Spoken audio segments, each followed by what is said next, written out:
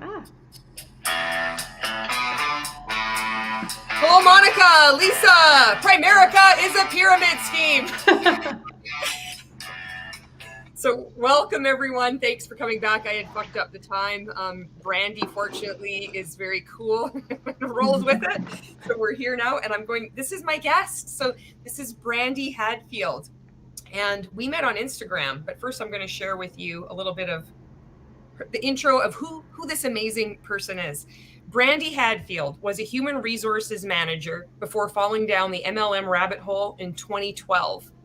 She is a recovering wellness nano influencer and former commercial cult member who is now working towards becoming a registered psychotherapist. Brandie used to give people unsolicited parenting advice on the internet, but today she's writing a Substack on the topic of commercial cult awareness. She is speaking out about abuses of power and coercion perpetuated by MLM scams because she firmly believes that every mind deserves to be free. This is Brandie Hadfield, and I am so grateful that you're here. And would you like to share how we even met, how we got connected? Yeah. Hi, Julie. Thanks for having me. Okay. When I was waking up, when I was like crafting my exit strategy, all of that. I'm curious if anyone can relate to this. I was afraid to follow any anti-MLM content. I was like, someone will see, they think the devil's got me. I just got to do this privately, so I was very careful. I wasn't looking at anti-MLM content on YouTube, nothing.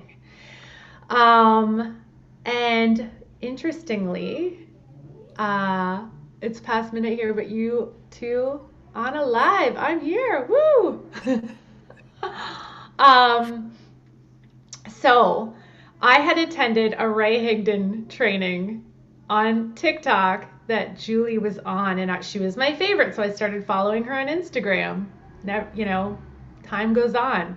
I'm logging to Instagram. I see Julie's something anti-MLM, and I was almost like, did anybody see that I saw that? So I started watching, and I love that you tag, you're so ballsy that you will tag multi-level marketing, business coaching, whatever. So other people like me can stumble upon it and be like, oh no, oh yes. So then I reached out and I was like, hi. And Julia responded and is so compassionate and kind and was just like a sounding board as I was processing different things and figuring out my exit strategy and all that. She was there to be like, I'm not, I'm not a lawyer, but so you got out. You got out, and you got out earlier this year, right? Officially, when I resigned was May of this past May. Yeah. Okay. All right. But unofficially, it was a almost 2-year journey. Yeah, and just for everybody's information, we're not going to get into Brandie's story on this live. She is going to be having upcoming interviews coming up around all over the place. So, but this one we're going to be talking about kind of healing afterwards and exploring that topic. But I just when you said that about taking 2 years to wake up, that was about the length of time for me too. It was 1.5 years or so. And I'm so curious about if other people have that same experience, if you've been in for a while, number of years, and then it takes it takes a couple of years to kind of wake up. So isn't that just the coolest fucking thing though? The algorithm delivered the content and now we're friends. Mm-hmm. and I just want to show Brandie's Substack here. Or maybe I've got the Instagram first. Let me just show you this. This is her Instagrams. If you want to give her a follow, she makes wicked content. I said this on another live stream a couple days ago. When you make content and you're speaking out, she's so thoughtful and compassionate, but also has a really, really searing wit and a really good sense of humor. But she'll tag Ponzi-nomics. She'll tag Life After MLM podcast. she'll incorporate sources that she's read from different books into the captions of each content. So her content is like a really awesome resource for people starting to wake up. And that's something that I really admire about the way you create content. So awesome. Thank you. So this is her. So I'm going to just show you. This is her. So it's Brandie Hadfield. That is her Instagram. And then I want to show you her Substack as well. And then I want to show you, oh, Jesus Christ, where did I put it? Sorry. I gotta click around. No worries. While you're doing that, I'll just say, like, if you read Hey Hun with Emily Lynn Poulsen, like, reading her story, it seems like it took like that length of time for her too. Like, it's really interesting hearing how, like, the process of coming out, it's not like it doesn't seem like it's ever like a quick decision. Well, I mean, there are situations where the company actually terminates them or whatever. Yes. Oh shit, did it share? Okay, there it is. There's her Substack. So if you don't know what a Substack is, I didn't know. I had to ask Brandie what it is. It's like a blog, but there's also like this, you probably know what it is. Everybody probably knows what it is but me. But this is her Substack. And I've put a link in the description below. So if you want to read, there hasn't been much, I don't want to say there hasn't been much. I have not been aware of people who have left MLMs who have written blogs. And Brandie's work is incredible. It's so well written. So this is another excellent resource if you are wanting to read more about MLMs and getting out of them. And I wanted to just like pull up some comments here for you because people are watching. So Melody says, hi ladies, we'll come back to watch later. And if you'd like to read some of these comments, you can read them, Brandie, if you want. Read it out loud if you want. Sure. It's scary to be so brainwashed that seeing anything that goes against MLM is seen as evil and hate content. Isn't that mind-blowing? Like, that I was scared? Like, that's just one of the red flags, like how I felt so paranoid to even follow, like, Roberta Blevins. And then slowly I started, like, follow, and then eventually I started speaking out. But it took a lot of building of courage. A lot. Here's from Sharon. Sharon, I started waking up last year, then shut it down, and finally got out in May, June this year. Yay! You're on the same time as me, so we can celebrate our anniversary together. Yeah. Goosebumps again. Oh, thank you. And Tiger says, Julie, your hair looks so bouncy and healthy. Thank you very much. It's definitely not money. Oh, here we go. Shadow. I follow both of you and I love your content. Thank you.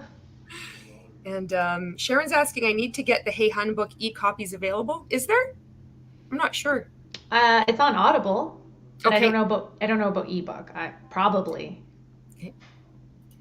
And here we go. And Mrs. Eyes 512 says, hello, you ladies are doing important work. Thank you. All right. Okay. So the next thing I want to show you is this reel that Brandie made. And this gives you, she makes all different kinds of content, but I think you're going to see why I like this one so much. Whatever God puts on my heart, I have to share. Okay. So this is the one, I'm going to read the caption first. All right.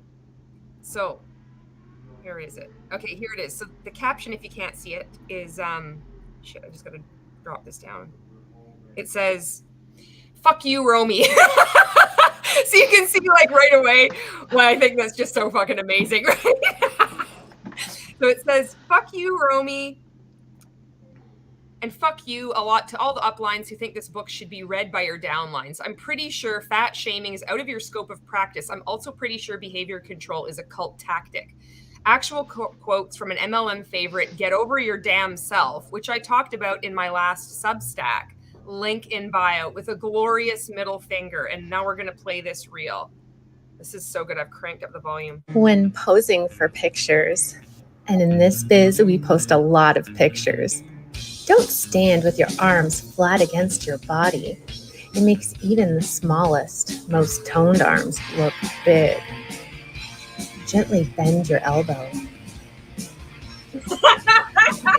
Even though one can work from home in yoga pants every day, one simply should not. Those suckers stretch making it difficult to recognize how lax one has been in shutting one's pie hole.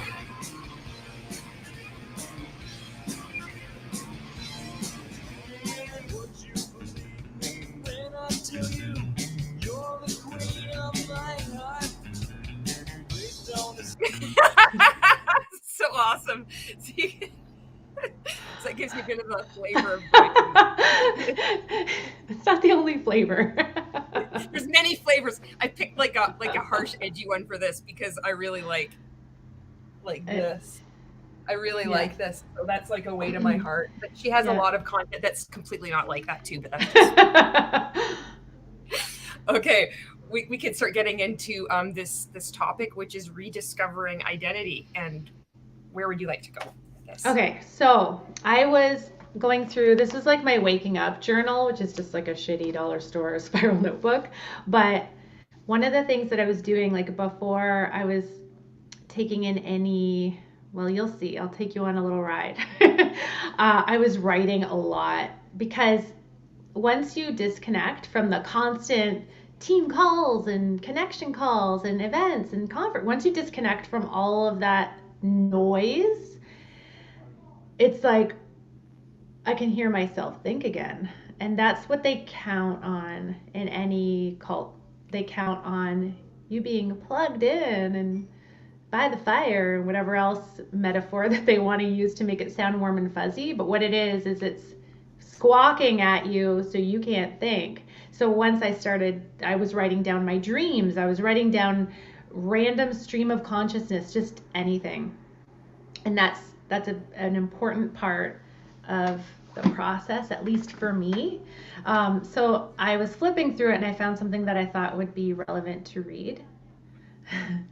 So this was written February 25th, 2023.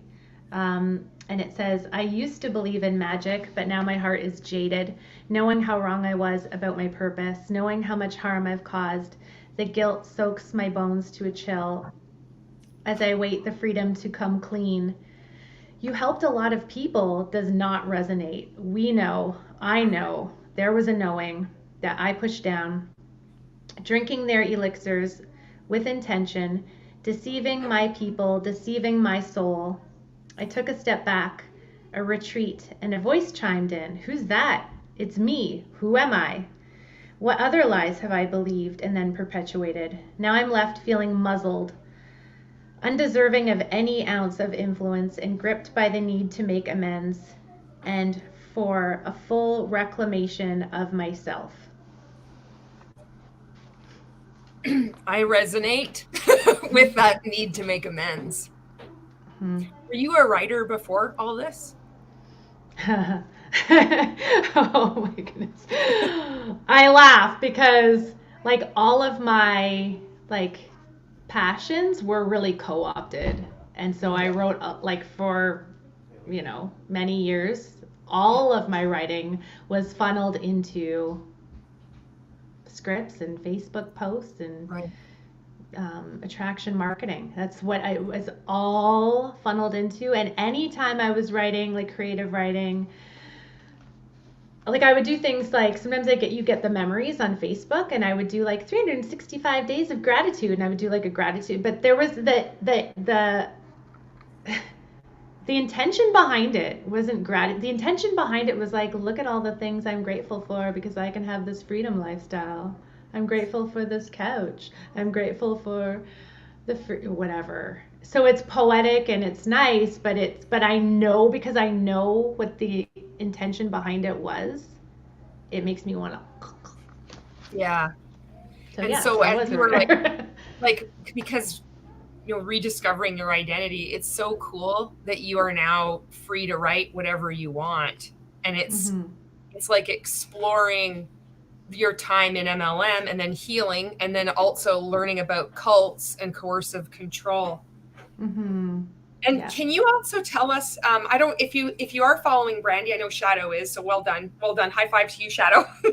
She draws birds on her Instagram. You'll see these beautiful pictures of birds. And are you using like watercolor pencils or pencil crayons or whatever? Oh, I think you're gonna appreciate this, being a Canadian Gen Xer. Do you recognize? Ooh, Oh my God, not the Laurentian. That's old school. They don't make these anymore. They don't? Nope. They don't make them anymore. No. Yeah, sad, huh?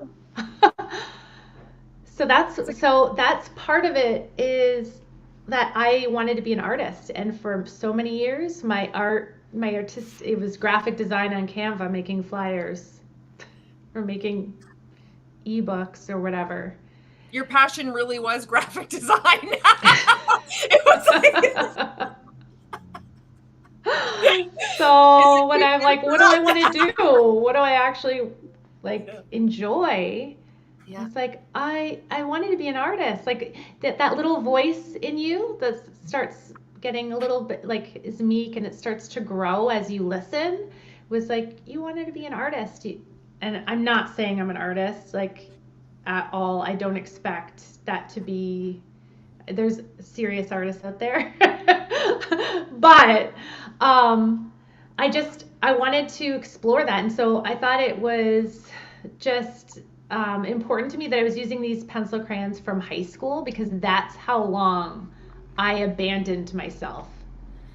So, yeah. That's poetic. Let's pick up where we left, Brandie. Wow. With the same Laurentian pencils. And so I noticed there's a countdown or whatever on the days, they're day 98 or. Yeah. So do you do this every day, or? That was my initial intention, was 100-day, a bird a day challenge. And then I realized what the fuck? I don't have to. Yeah. Because it's going live every day, right? Yeah, exactly. It's immediately. I'm being consistent. I'm being consistent. And then you feel bad. It's oh no, I said I'm going to do it every day. Everybody's going to be disappointed in judging me that I'm not drawing a bird every day. Nobody cares. Yeah. Oh, that's so good. You want to see my first one? The first one I did, and then the one I did yesterday? Yes. So you can see the difference over the because I hadn't colored I hadn't done a sketch or coloring or anything like that in years and years. It's wow. Anyway, so I'm not a person who can meditate either. That's another thing I think probably Julie can relate. Yes.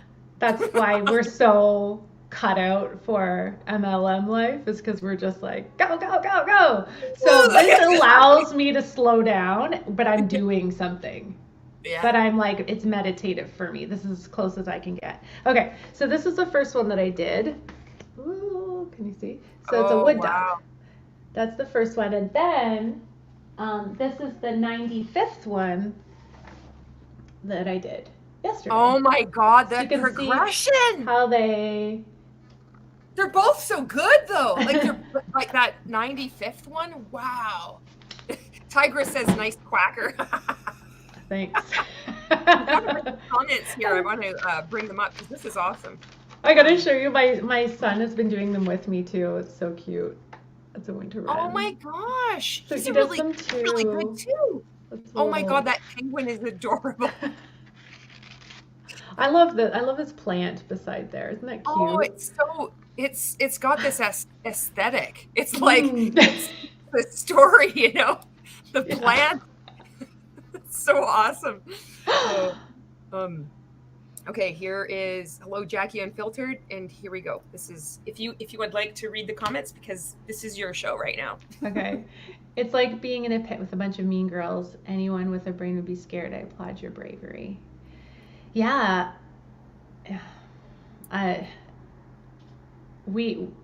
In my situation, it was a lot more, it was different. Yeah. That's okay. Yeah. This is it took me a few years to wake up after leaving the MLM I was in, and I loved being on the other side. Yeah. Took a few years. Isn't that wild? Yeah. Congrats, Jess. Yeah.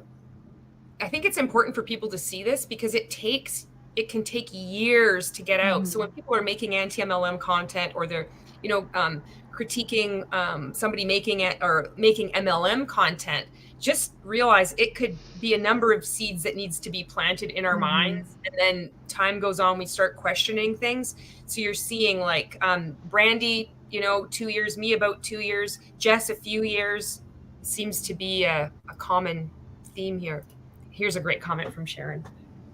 Unlike what I heard when I was in MLM, you anti-MLM ones aren't angry, rude losers. Heck, y'all are warmer and more kind than half my former uplines with their fake positivity. Thank you. Yeah, it's so weird, isn't it? I didn't even know there was a thing like anti-MLM. It was just this distant thing of haters. I had no idea. I would see anti-MLM in like a bio on somebody's Instagram that's connected to, and I'm like, unfriend. I'm out of here. Yeah, unfollow. I don't want to see. Tigress is like, flex that bird, Brandie. And here's a great comment from Monica. People outside of MLM are the real people who really support and want you to get out. MLM tell you lies about anyone who do not agree, making us seem like evildoers and haters. Yeah. I'm not kidding. I'm pretty sure there was talk about demons or the devil or something taking hold of me. Yeah, me too. I've been called a demon and like vibrating at lower frequency, and it's like evil. I couldn't fucking believe it when it got to that point. But yeah, it's so strange. And what makes it so weird is that most of these people are good people. So it would be so much easier if they were just all like, they knew what they were doing. They were purposefully defrauding people, purposefully abusing people. But a lot of them aren't. They're like us. And it's like, how do you set boundaries and also have compassion while these people are brainwashed? Like, what do you do? I was such a good like flying monkey too. Oh, interesting. Yeah, I was like, yeah. I was but that's fierce soldier over here. Because you believe it's a battle and you believe it's like us versus them. And it has to, because it's in every cult. And it's been so wild to me doing these, like making anti-MLM content, is people will chime in and they've been raised in different cults, religious cults, and they'll be like pointing out things that I didn't catch. They're like, this is what happens in whatever. This is what I grew up with. And it just adds this dimension of understanding that I'm like, oh. So have you found, like, as part of rediscovering your identity, the personal development piece that was integral to being an MLM? It's like what keeps people in for so long. It's like the main piece that keeps us busy. Can you talk a bit about that? Yeah. So that's why that piece started with, I used to believe in magic, because I was like big into the law of attraction, and I would have vision board events and all of that, and feeling like once the layers of the onion started peeling back, and I was learning things about like the terrible situation that happened in Sedona under James Arthur Ray, who was one of the guys in The Secret, and like I'm just learning about the insidious nature of some of this stuff. Which all has kernels of truth to it. That's why it's such a huge industry. That's why people love it, right? That's why for 2 decades of my life, it was like my MO was personal development. But part of what I learned when my voice started speaking louder was that it was more psychology that I was interested. Like, I'm interested in what makes human beings tick, and how, and I think that's why the cult literacy piece was so fascinating to me, is learning how vulnerable we all are. And actually, oh my gosh, it's under my pile of books that I'm going to get through, but Sapiens by Yuval Noah Harari. I don't know if you've heard about that. No, what is this? Let's see this book. Okay. I'll read it while you're doing it. I haven't gotten very far, but my husband loved it. And I also saw it on Danielle I can't say her last name, Mastrianic Young. I'm sorry, I'm like slaughtering the last name, but she was part of the Children of God cult, who wrote a book called Uncultured. And she talked about this book as being great piece for understanding, and it's not about cults. It's just understanding like human behavior, and how humans will believe anything. Like humans will just like. So this is the illustrated. There's a regular book, and then these are the illustrated versions of it, which is like comic book style, which is cool for understanding pretty heavy stuff, in my opinion. It's oh my God, that is so cool.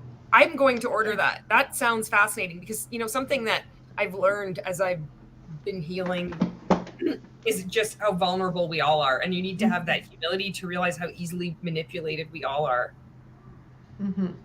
Yeah, 100%. So how did we get here? Like, how did language begin? Like, just going down, drilling down to the beginning of history. Really interesting stuff too, because we need to, like, why are we believing what we're believing, not questioning what's like. I had so much magical thinking delusion. And my mom used to call me and my husband Dharma and Greg, which I know you'll get the reference. That's awesome. A lot of you probably won't. But it's a 90s sitcom where the female lead is like a hippie, and then the straight-laced businessman husband, because he's the intellectual and I was the like good vibes and all that. How did he I think it brings some interesting flavor to the dynamic, but that's a long time to be in that like in that belief system or practice or whatever. So is it just crumbled apart? Is it faded away? What does it look like for you now? Right now, and this is still early days. Like, I mean, I have to. It can be a lot. Like, because I got diagnosed with ADHD, and the hyperfocus is a really big one for me, and I can just dive deep into a subject, and I gotta like take it easy on myself. But something that I'm currently very passionate about is challenging everything that I think I know, and looking at, like, continuing to look at different sides and perspectives. But I got to take it easy on myself. I heard this really hit home for me. It was on the Conspirituality podcast. There was a little like preview from a Patreon episode where they said it was titled "You Can't Just Take Things Away from People" was the title of it. And I was like, oh, I need to look at that. And he tells a story about when he was a yoga teacher, and he was being impatient with a client and believed that they were ready to remove the block to assist them, and how he kind of pushed them too fast, too far. When you remove the block, they literally tumbled. And he thinks of that as a metaphor for when you're, kind of pulling back the curtain. When you just like take things away from people, it can be really disorienting and upsetting. And people build up their beliefs or the defenses, whatever it is that they do. It's a survival tactic. So we have to remember that too. That helps me have patience, because I can't just expect, just because I see things a certain way, now for everybody to get on the same page. It's just not going to happen. Everybody has to go at their own pace. Especially when it's like it took like 2 years to wake up, where you kind of have that empathy for other people, if it's in relation to like anti-MLM or waking up from being in a fraud, money laundering scheme. So this interest in psychology and then training to be a psychotherapist, was that like happening towards like as you were waking up, or where is this coming from? Because this is really cool. Thanks. Yeah, so I've been collecting psychology books since I was in high school. It's one of those things. Back with the Laurentian pencil crayons, I would go to used book sales or whatever, and if I saw a psychology text, I would pick it up. I've always been fascinated. And it kind of goes into my story that I don't really want to get into, but I did start and then deferred, and then it was like, oh yeah, and then went back. So now I'm That's back. so cool. So it's like you've had these two examples that you have revisited who you were before. and you've like started to explore both, and both things, like drawing artists, the birds, and then also like studying psychology, both of those have done really well for you. Do you have any like advice for other people that are, you know, they've come out of an MLM, and I know that it's not going to be, you know, the same advice for every single person, but maybe just some encouragement for them to explore who they were beforehand, anything that you've learned from this process? I realized that there was more that I wanted to say about the bird. Sure, let's go to that, and we but can come back to this. And maybe the answer will find its way in there.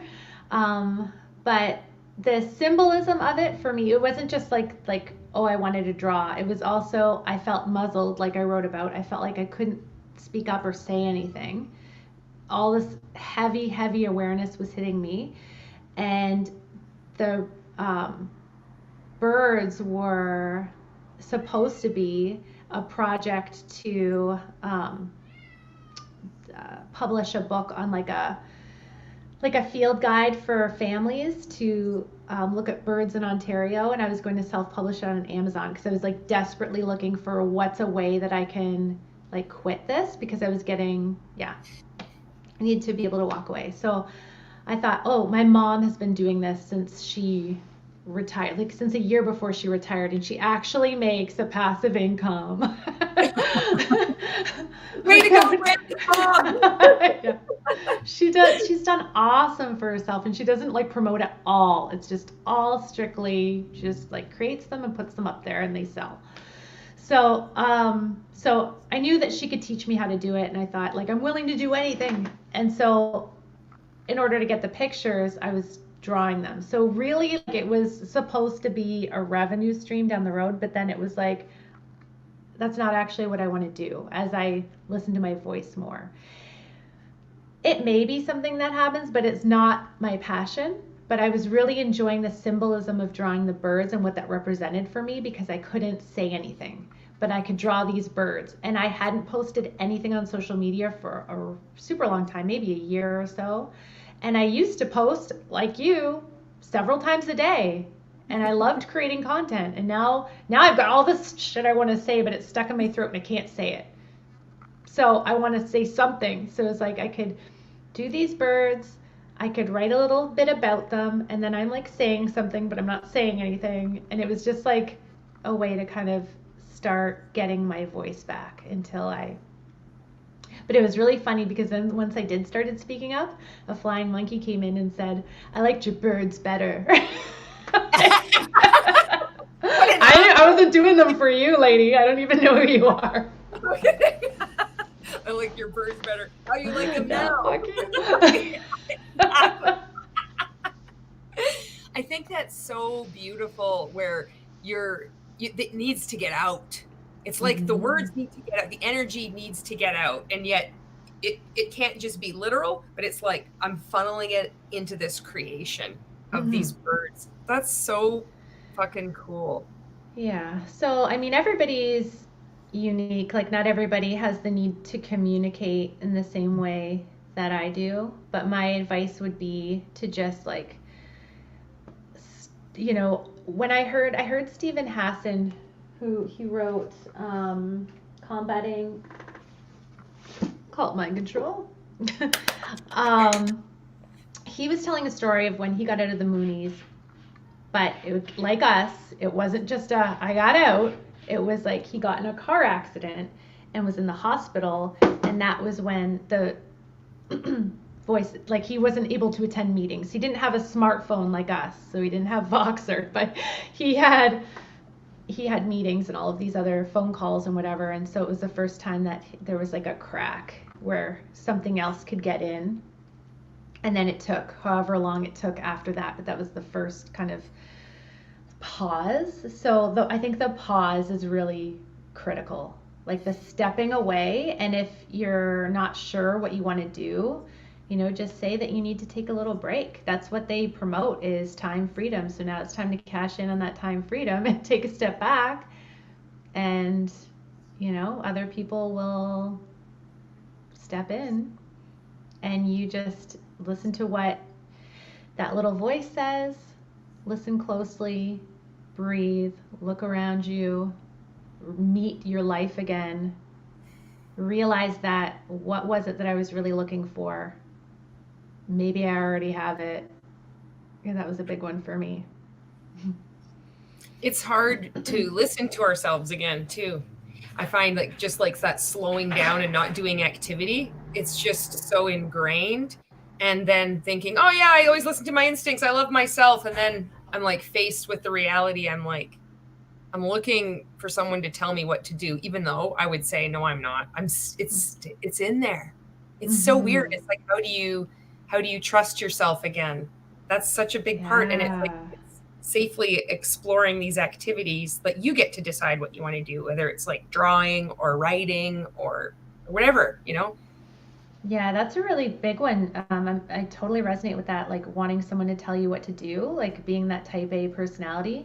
So one of the things for me is running, and having like being part of a run club and having like my prescribed like run program satisfies that need for safety. It's like, okay, I'm following this plan, I'm following this recipe that's going to take me someplace good, you know, whatever that is.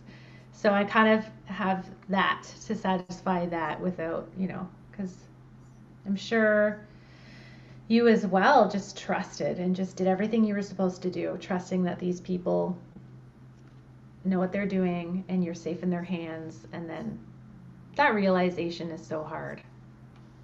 Yeah. And it's weird because I know like when I woke up, I thought I had woken up, but I didn't realize the process of waking up was going to continue after I'd already left and woke up. I was like, the shit I figured out after 4 months of leaving and speaking out was so much more.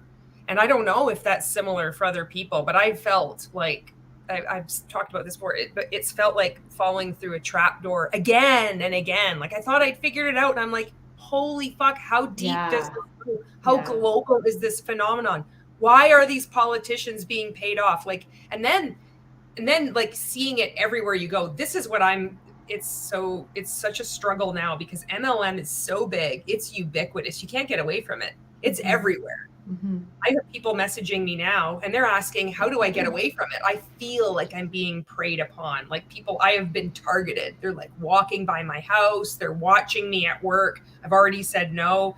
And like navigating that while you're out and about. And also I just don't want to be away from it. I want to be like rediscovering my identity. Like, what do I want to do? You know, how do you go through that?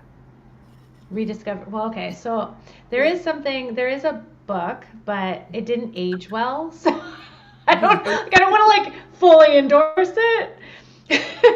But again, it's one of those books from my younger self that I went back to, but it just didn't age well in certain aspects, and it has that little bit of a law of attraction flavor to it. Tell me if you have it. What is this? Artist's Way. No, you know, I've never read that book. Oh, this is like old school. This is leave a note in the comments if you have it. 1992. Have you read the Artist's Way? 92? Yeah. So I've had this forever. Actually, yeah. And so it's got like, look what I just opened it up on. Recovering. Oh, look at that. Somewhere in the world right now, it's 11:11 right now. I know. I was just messaging. Oh my gosh, multi-level Melissa on Instagram. Oh yeah. Yeah. And I made a comment about it wasn't meant to be. Oh, look at this next one. Can you see it? Recovering a sense of power again. Wow. Anger is fuel. We feel it and we want to do something, hit someone, break something, throw a fit. Can you resonate? Smash a fist into the wall. Tell those bastards. Absolutely. I remember Yanya Lalich, or I think it was Yanya Lalich. They were like, you can use, like, anger is good. Anger is good to feel. There's always like this immediate chaser, though, when you're talking about these topics, I find, coming out of MLMs, cults, where they're like, oh, but then you got to make sure you're not always living with anger. It's like, will you just shut the fuck up? Like, I need to be okay to feel angry. Yes, I know I'm not going to be angry forever. I'm allowed to feel fucking angry, and then I'll be happy, and then I'll be angry, and I'm going to go through my life and then these emotions, you know? Yeah. Well, what I like about this is that it's just recovering your creative self, and it has little exercises like go on a date to the bookstore, look through the magazines, look through what are you attracted to, like just like little prompts that help you like figure out what do I like, you know, if you've forgotten who that is. So I really like, because I like to follow instructions. Yeah. Those ideas. And then they also have the Artist Way is really famous for the morning pages. So what you're supposed to do is as soon as you wake up, before you do anything else, you just write stream of consciousness as soon as you wake up. All kinds of shit comes up through that activity. And that's a really good, that's very, Freudian, I think, is like the stream of consciousness and what you can get out of that. So take it for what it is. Take what you like. Yeah. Yeah, that's a cool suggestion, because there's been I've had to struggle with figuring out how much of a schedule that I want, and I've balked at having any. I balked at having any kind of schedule. But yet I thrive in that kind of environment too. So I know I'm still exploring that, but I like that idea of doing like a stream of consciousness, but not having to do it every single day. But just, I would like to do some kind of writing at some point, but journaling has been destroyed. Affirmations, the gratitude, all that, like vision, casting your fucking vision. I would write pages on what I like envision my life to be like. It's not that stink to it, right? But when you were talking about just stream of consciousness, just writing stuff, what comes out, like you'll be exploring stuff that you weren't wanting to deal with, that you weren't, wanting to face head on, that programming stuff. So that's so my cool. Thank you. I'm going to read some of these comments here. It says, just going back here. Jess says, I'm really glad both of you are rediscovering your passions and identity. Monica says, it's awesome that you have real-time freedom. It's true. Do you notice you have a lot more time now? Yeah. One of the first things I noticed when I got out of this was that this might sound really silly, but that I was able to keep plants alive.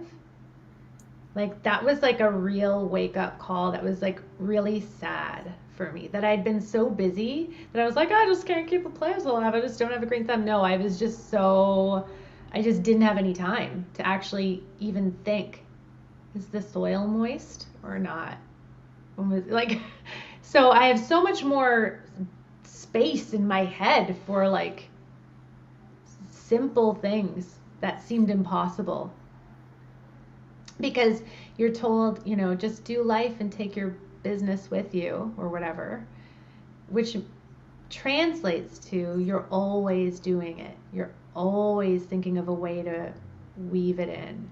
And like I know you've said before, every interaction that's playing on your mind, what would be the best fit, would be the best. And I used to train, like always have on the top of your mind all of the events coming up, almost like it's a card in your back pocket, and whenever you're interacting with someone, you're like, what do they match up to that what's their pain point?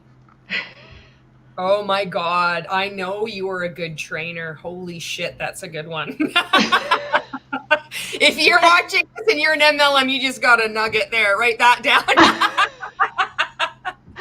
And then you hear the Scientology, and they talk about in Scientology, they're looking for your ruin. I didn't know that. It's the exact same thing as the pain point. If you go to tour Scientology, the whole thing that they're thinking is, what is your ruin? What is the thing that is holding you back? It's the why that makes you cry. Same thing with MLM. Same thing. We would be like, everybody has a problem. We just have to we are there to offer them a solution. They're not fine on their own. We have the solution. Yeah. Yeah. So stupid. I have so much time freedom now. I don't even know what the fuck to do with myself. I'm still in that state of like, you know, so many of us are capable of so much output that, and even before this, I was capable of that. So I'll find like I have a job where I'm 4 days on, 4 days off, and oh my god, when I get hit with ideas, I'm still holding back creating content, and I still make a shit ton. I'm like, fuck, I can't stop. I've got all these ideas, and then I messaged you. I'm like, okay, I got to take some time off social media. This is what I want. Soon as that, I get all these ideas. I'm like, I got to create a piece of content because I really like doing that. I really enjoy it, but.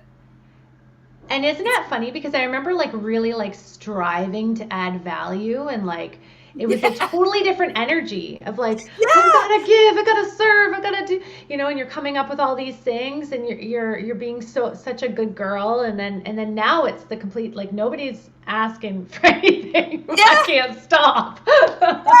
It's true. It's just like, oh yeah, it's so funny. That reflection in the water, though, that Tigra said about your drawing. Thank you. And, my husband is an actual artist. That's what he went to school for and does for his job. And he said that he liked the reflection too. Oh, so that was a big compliment. That's huge. Monica mentioned some do know what they're doing, especially the top 1%. Yeah. Oh my God. That thought, because I had originally, like, I have on my Substack a letter to the letters to my team, because there was that just fills me with so much emotion. Just, whew. So I had a letter that I wrote, and then I felt like I owed it to them to tell them everything. And then I'm like, I can't send this, because then I will be a disruption, and I'll fuck everything up, and I'll be like, you know. So I can't. So I just got to sit here with all this information. Like, how do I morally do that? And then when I was leaving, I just tried to, so I had the letter I really wanted to send. Then the letter that I felt like I had to send, which was like I am leaving. I really, you know, whatever. It's in my Substack. And try and just keep that door open. Like, because if they ask questions, if there was a couple, you know, there's one instance with Emma, who is on Emma. Hi, Emma, if you're there. Hey, Emma. Where Emma didn't here. She shared her story, and it's on an interview. So yeah. And she was like, I don't know. We were texting, and I'm like, let's meet for lunch, because I was the flying monkey. So I'm thinking screenshotting and all that. It's so complicated. So I'm like, if I can get her in person, we can make eye contact, and I can just ask her, just, you know, how are you feeling? You know, and then as soon as any doubt, just affirming that, like, you're not crazy, you know. And then at the table, I'm like, okay, so I have this book. I got all the tech. Okay, we got to do like a. Oh shit! Just wait, I got it. Look at all the. Where the hell did my Ponziomics book go? Oh, is yours like mine, where it's got all these highlights and? I have dog-eared pages. Oh yeah. You're not even gonna believe I pulled out I've got my combating cult mind control. I gotta find my Ponziomics. See the ex-Huns taking notes. Yeah. Here we go. I have I marked it up. This has been something for me where I would get really messy with it, like get water on it and stuff like that. Oh, look, at one point we had both orange highlighters too. So funny. No way. So anyway, Emma. So yeah, and then I had to be so careful. And then I thought, okay, and then when I'm going to tell the leaders, I'm like, maybe they don't know. Maybe they don't. Yeah. They know. So I write it all out, and I'm like, what the fuck is this gonna do? Like, I was hit with that. Like, this isn't gonna go anywhere. At some point, they had to, because I know there was that point where I'm at a conference and I'm like, holy shit, most of my team aren't making any money. Look at my report. Oh no. And they're like, it's perfect. That's what you want. We actually need those people. And they say it in this like way to smooth it all over, and you're like, oh. And then Janja Lalich talks about you put it on the shelf. Like when I got that information, think about where I was. I was far away from home. I was in this razzle-dazzle, exciting, situation. And I get that, and there's a schedule. So I put that on the shelf and I go on with the rest of the conference. But how many times do they see that? If they've got these giant teams and they're selling the hope, but they're at some point. So yeah, you're right. The top 1% do know. And they're doubling down, and they're staying plugged in and staying close to the fire and not going reading. They're rereading Get Over Your Damn Self instead of something actually decent. Think and Grow Rich. Oh, Secrets of Being Influential, or oh my God, it's the same ones. Or they're like training people, or they're going to events and then they're listening to people like Ray or Mark Aceta or all these other Fraser Brooks or Eric Worre, who's just recycling more nonsense. But they do know what they're doing. That's what's really dark about it. It's another thing that's really dark about it, is that they know. I like when her name is Guru Nishan. Yeah, Guru Nishan. When she said they're all just like licking each other's taints. I love that. I like taint jokes. I got a cult recovery chat group and use the word taint a lot. Any taint suckling, taint everything. It's so good. So, but here's the thing that was a hard pill for me to swallow. Not just that like I write this letter, which was good catharsis, but then realizing that's not going to go anywhere. That they know. Was I thought if everybody knew what I knew, then they would get out. And I guess they're just not looking. Like they're probably, I'm trying to put myself in those shoes, and I know what I would do is I would just look away. But at the same time, some of them I know are looking because I see them in my stories consistently. And that's confusing because I wouldn't be in the stories consistently. So it's just not knowing and having to let it happen at its own pace is hard. It's so tricky. Like I feel the same. I feel exactly what you said. If everybody knew this, everybody would get out. I'm like, if I knew, I gotta tell everybody this. As soon as they realize, they're gonna be like, oh my God, oh how wrong I was. Oh, Julie, you're so naive. Like standing from the rooftops. This is a fucking cult. Right? People are like you're vibrating. I just like the product, and I didn't really do what you did. So, and it's like, yeah, but you don't know who you're going to recruit, who's going to be a go-getter like me. So you're perpetuating it, even if you're on the periphery. Like there was all those thousands of people that benefited from NXIVM. Yep. They took some classes, they had a good time, and they went on with their life. They didn't get branded. Like people benefit from Monat, from Arbonne, from Herbalife, from Amway. They're like, we never had a problem. It's like, well, you're lucky. You're lucky that you didn't. Mm-hmm. Yeah. Something else that you had said is that, if everybody knew this, you want to tell everybody, if they knew this, surely they would wake up. I had a conversation with my upline, who is a very good friend of mine, and that friendship has been destroyed. And I hope it comes back one day. I don't know if it ever will. And I don't know if she's still with Monat or not, but looking back, it's like she had woken up before I had. She was telling me for so long, you're going to run out of people to recruit. Look at this other person in my downline, in her downline. She's doing way more work than the executive directors. She should be up there. She was pointing out all this stuff. And then there was a point we were virtually attending Monations together. And we were chatting back and forth, making all these snide, sarcastic comments because there was weird shit going on there. I was seeing the contradictions. And I forget what it was she said a number of things where I'm like, oh my God, like this is a pyramid scheme. And it's so weird because when I felt she had not told me this information before. And I felt so betrayed. I thought, if you knew this, why wouldn't you tell me? And so that was a part of me also telling people, was that I don't want them. I know now, I can tell you. And I did tell some of my downline. I put it in the groups and stuff. And predictably, some of them, you know, called me a hater and were harassing me, and then I had to block them, but some left. But it's just so different how these things, it's different, but it's the same. So it's funny that you say, when you said that, I immediately thought of something that was used when I was in, is you wouldn't want people to come to you and say, you knew about this product the whole time and you didn't tell me.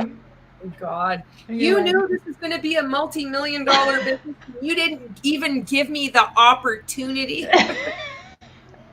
Nobody ever said that, by the way. Spoiler.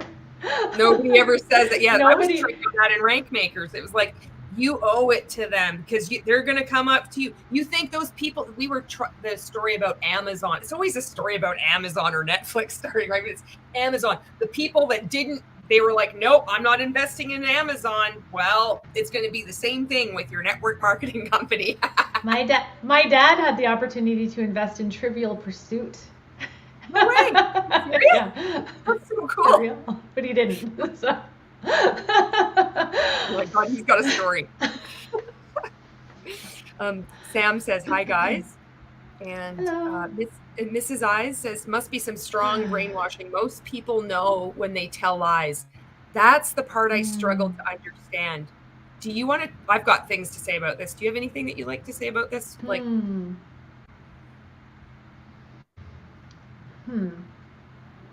That's a very good question. Like, because I don't feel like I was telling lies, because I was walking the walk, walking the talk. Like, I was doing everything that I was training people to do. And because of the way, like, there's so many tricks to framing your reality a certain way. Like, for example, to give the illusion of it's working and celebrating you, even though you're making $5 an hour. You're like, it's working, I'm doing it. Like the love bombing and the manipulation. So you don't feel like you're telling a lie. Yeah. Until you do. Yes. And then you're at that's where I got the inspiration to do that reel for the Places You'll Go, the Dr. Seuss one. Because originally it was me thinking about, like, you come to a point, a fork in the road, and you can keep on keeping on and be an asshole, or you can do the right thing. But then it ended up going in a totally different direction. But so what do you think, Julie? Yes, exactly. So there's people that say these like really weird lies where they're like, this cures cancer. Like, they're making, and I don't know about what they feel, but I know with me, I know with my downline, where we're lying of, this is a business opportunity, anybody can make it. All it requires is consistency, belief in yourself. So I didn't know I was lying. I didn't even see reality. And then when I woke up, it's this kind of shit where I'm like, I think they call it moral injury. Yeah. The shit that I did to other people, when I really saw and I really believed that I was helping them. I didn't believe I was lying. I could have looked you in the eyes with my little fucking black dot brainwashing. I would have I'm not doing anything wrong. I'm not lying. And yet I was. And it's so messed up to reconcile that, where you're like, fuck. So it's like, who do you blame? You know, it's like, yeah, there's personal responsibility. I did lie, but I didn't know I was lying. Like, I really didn't. Like, when I've looked back at Rank Makers training, 14-day challenges, the shit that Ray said, I did not see or hear any of that. I was seeing and hearing something differently. And I was through a filter, right? Like, when that's what I've experienced, is going back to certain videos or whatever, and then I'm like hearing it. It's like words can be heard through whatever lens you're hearing it through. It's really crazy.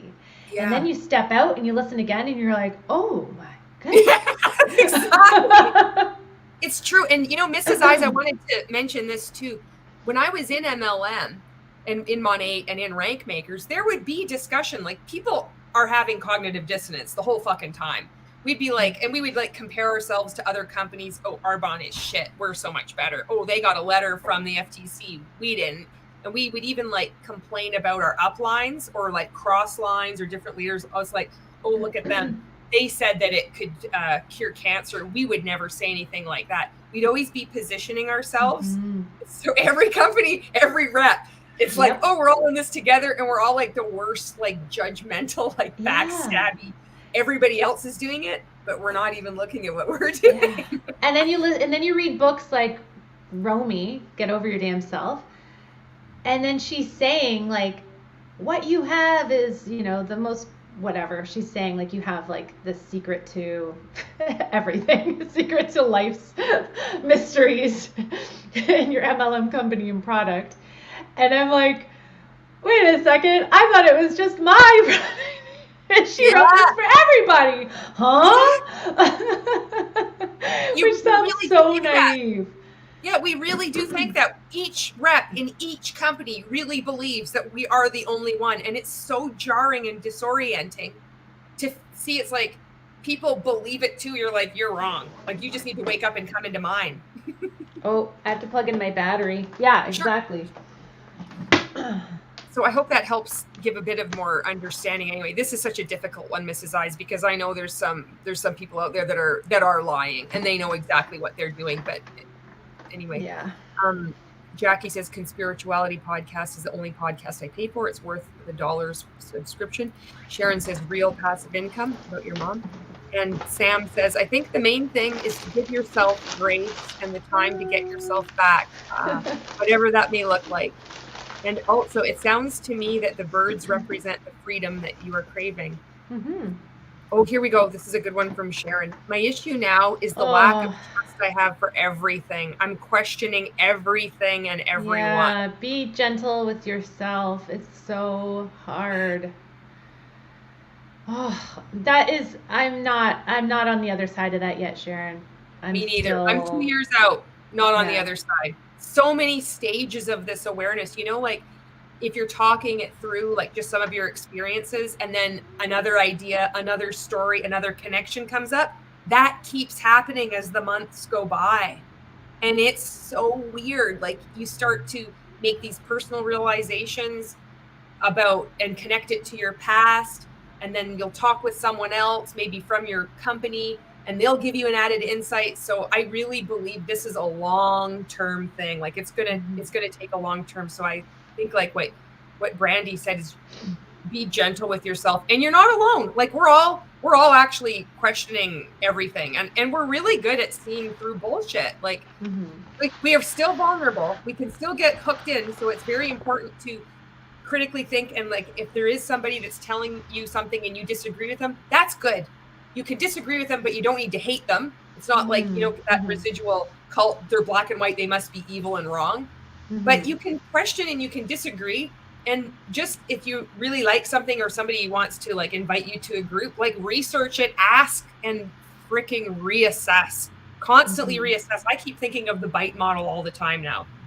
And I know sometimes it's backfiring where I'm like, I wonder if I'm so fucking hypersensitive, because I just don't want to do anything with anyone. I'm so suspicious. People say these same phrases that existed outside of MLM, but MLM co-opted them. Just much And as soon as you hear it, you're like, I'm like, fuck no, I'm out. Somebody said victim mindset. Somebody said victim mindset the other day, and I was like, like she didn't know that it carried that much weight. What'd you just say? Do you have this, Julie? I don't have that. That's from Megan, isn't it? Megan Williams, yeah. Yeah, I don't have that yet. Is that good? It's really good.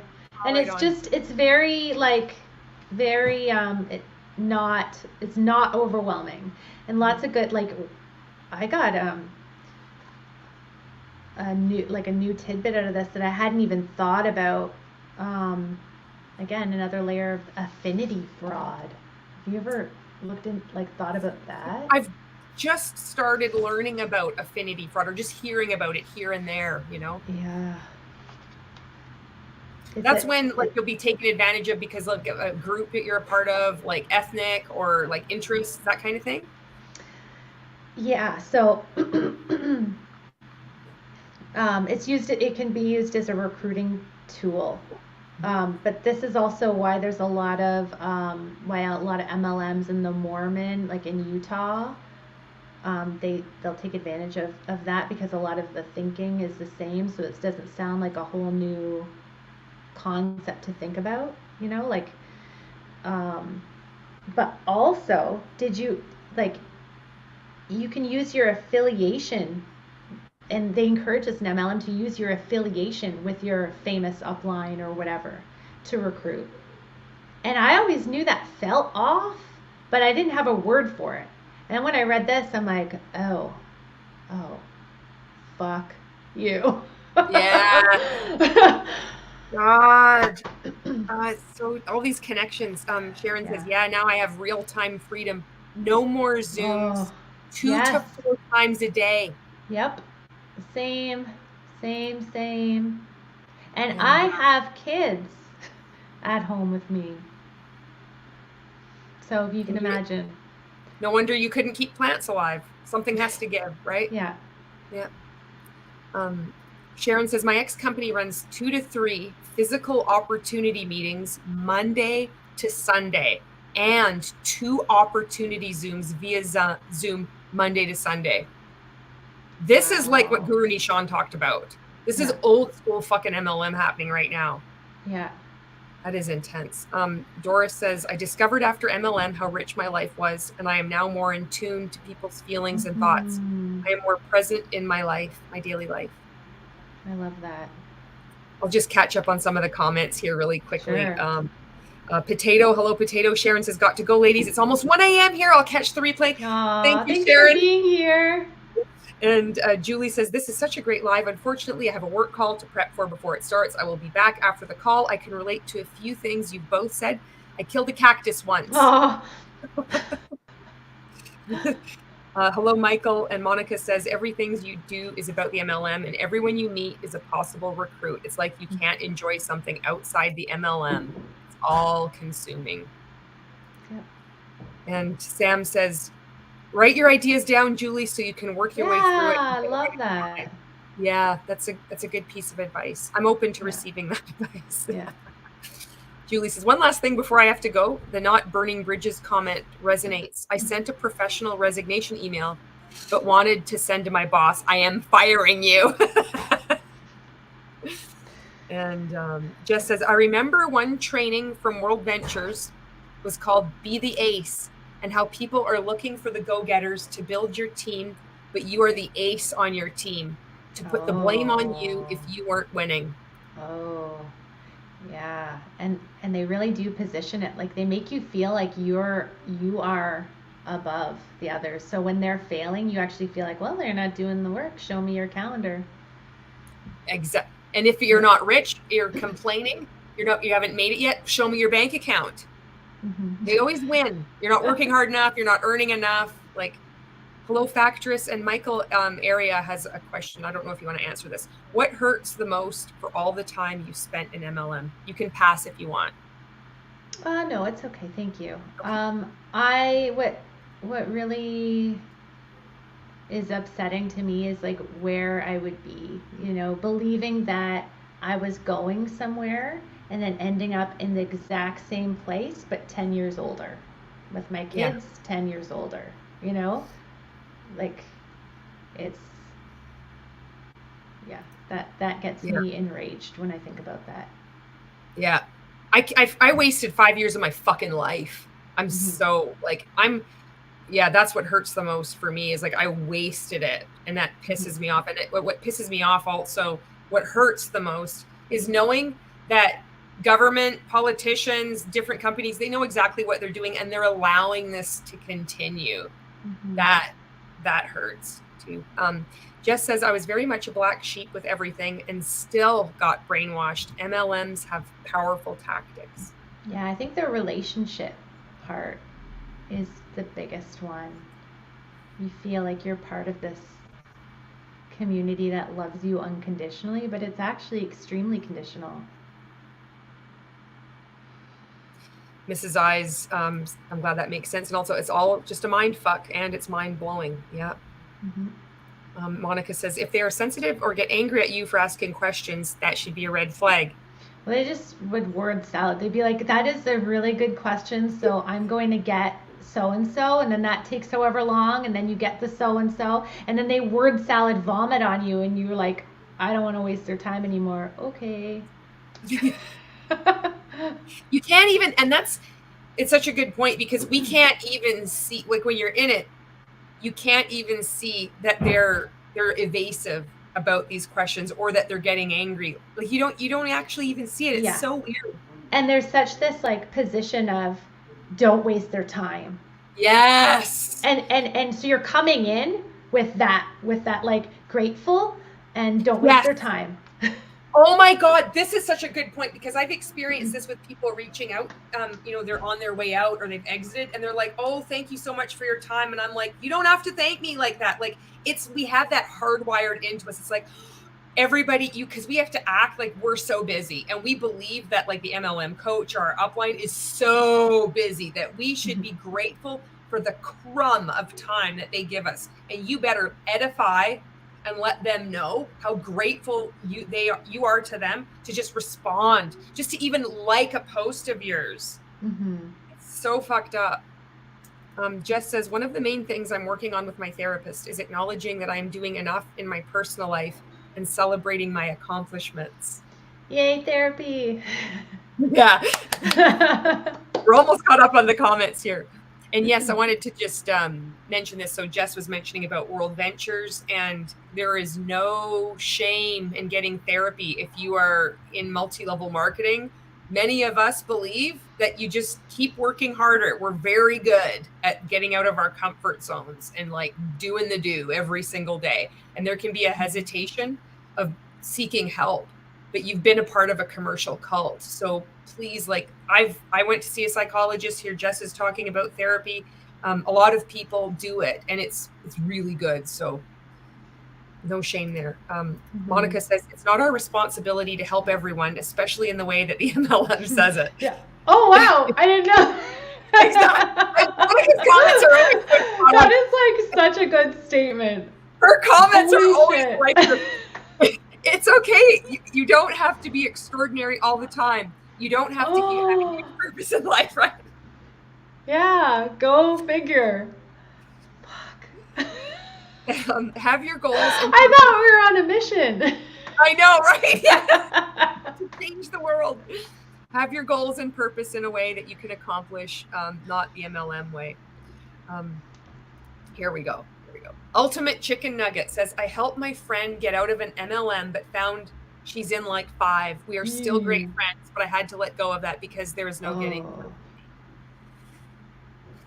Yeah, I heard a really good tip of from one of the cult experts. It might have been Stephen Hassan, who said to just be there as an available person who remembers who they are. And so when you're with them, you're like bringing up those things that you know that they love and you know that they like to do. And if I didn't have those people in my life, like I don't know that I would have gotten out. Like same with you, Julie. Like you've had a husband as long as me. Yep. And so I feel like because we're in a position that we had some of those lifelines that enabled us, even though it took 2+ years to get out, that's part of what makes me feel like I owe it to say something. You know, I owe it to speak up, because not everybody has that privileged footing and grounding to stand on, you know, or anyway. So well said. Glenn has found the most appalling video of Fox News doing a story of the Primerica opportunity. No way, I'm going to have to see that. Sam says, the thing I find amusing is that they confuse edify and deify. I know. Oh, yeah.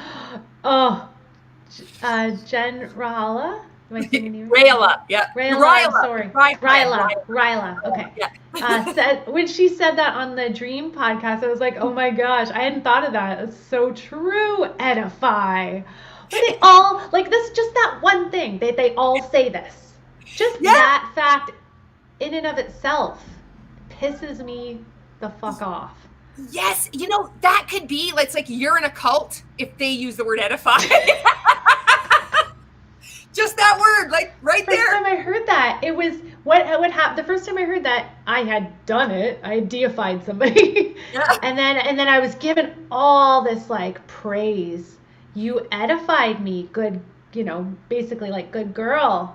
Yeah. Like I was given so much praise for that to condition that behavior moving forward. It's like, oh, that's really okay. Thanks for the business advice. Yeah, this is what you do. And it's so weird because even like coming out of this, I would be like, oh, I still have it in me. Like you want to introduce people, but it's just like I've got the, I got the edification wishbone in me still. Well, also I think like a lot of us who eat this up, we just see the good in everyone, and we're just loving people who love people, right? And we like, oh, you know, we see these amazing qualities in people. So it's easy to do, and it feels like we're loving on them. Yeah. I hate that. Did they say pouring into them? Oh. Pouring into them. Yeah. Oh my God. And Mrs. Eyes, thank you. It says, I thanked you in a previous comment for explaining about the lying. Didn't want you to see that. Thank you. Oh, good, Glenn. It was clearly a paid story. I can't wait to check that out. Jess says, thankfully, I did have friends outside of being in an MLM that really helped. Being in an MLM, the majority of your friends are in that company. Mm-hmm. But then it's like, you know, these friendships are like crafted. It's so... they really like count on the enmeshment and all of that, and then you're like you shouldn't be like sisters with your business partner. Like you're either like, I mean, okay, I'm sure best friends could come together and start a business. I'm sure that happens, and it can be a beautiful thing. But like in psychotherapy, they talk about dual relationships. And if you're like if you're coaching somebody, there's a power dynamic. And then so you're like friends, and then now you're introducing this power dynamic and in coaching them, and it gets all messed up.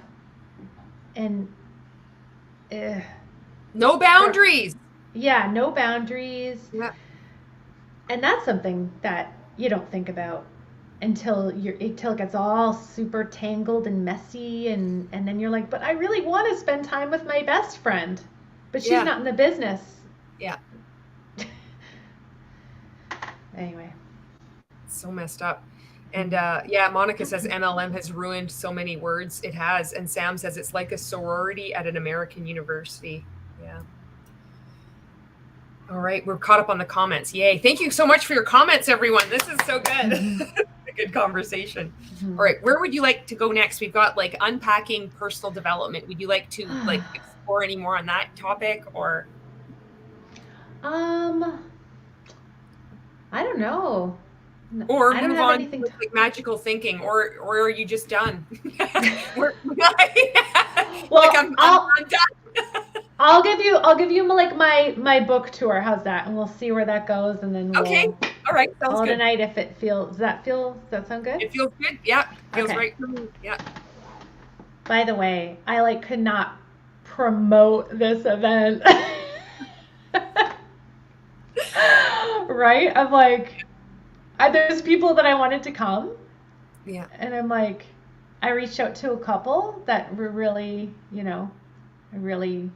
but there was a lot more I could have reached out to, and I just like promoting events.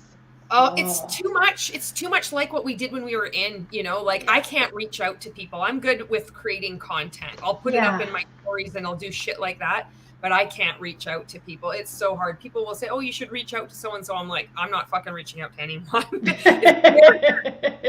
a lot to reach out to like Chris Shelton.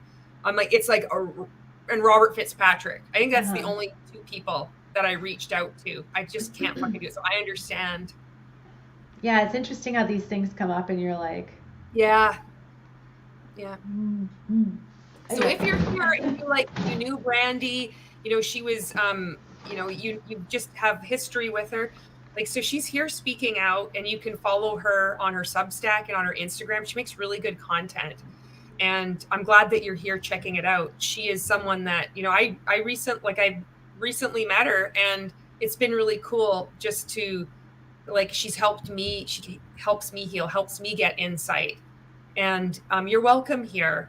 This is a safe space on social media to explore and ask questions, not make Mm-hmm. fucking apologies or victim blame. I got a clear boundary on that. But everything else, you're safe here. So, you don't need to like the video. You don't need to share it. You don't even need to comment. But we've been there.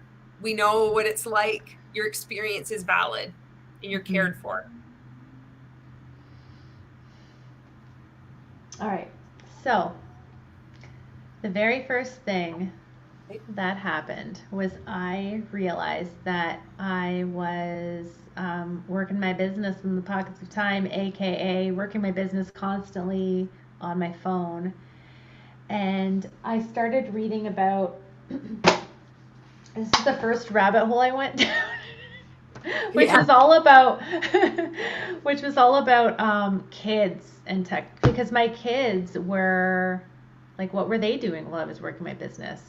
Right. This is what they were doing, sadly. So that was when I got through this pile, I literally got TMJ. Like, I had a body. I never had it before. I never had it since. I was in so much pain. I was crying. Like, and I'm tough. So that was the first thing. I'm like, holy shit. Like, I'm reconciling how we've spent the past, just under the same roof, but divided. That's maybe the most, I don't know what's the most painful. That's up there for sure. Where I would be, and, and that's why it's so important, that me and my son were doing the birds together too, is because I felt like there was so much, and I mean, I can't beat myself up too much because I know that I was super present, always did bedtime and that kind of thing, so it was able to be repaired, I guess you can say. And beautifully, when we shifted, and they literally, both my kids sold their iPads, and like were happy to do it, believe it or not. And so I'm not like demonizing if your kids have an iPad, but I'm just saying, in my situation, working in MLM where the iPad was a babysitter, it was super not cool. It was normalized neglect, and they sold it. And they were just so happy to start a new chapter together, where we had boundaries on screen time, because they knew what that meant. They knew that meant a shift in my attention to them, and they became very passionate about that choice, which was really, really awesome. It wasn't a fight or a battle. It was like, okay, you can keep going. Okay, so then they became so excited when I stepped back and took time away, and I wasn't working my business on my phone, and we were all together and doing, just like learning what we all like to do outside of that, like appreciating nature, and that me and my kids made a book together, like an activity book, a screen-free challenge activity book. So this is like, I don't know I'm in a cult yet. I just know what I value, and that I value my relationship with my kids, and that we're exploring, like, being present with each other. And it's got these like little like tracking sheets, like, just take 3 days offline and see what happens. Just 3 days. You made an activity book. Yeah. Brandie, can I just make you like take over the screen and you keep talking, because I really need to go to the bathroom and I don't want to pause your in here. Sure. Right. Oops, just wait.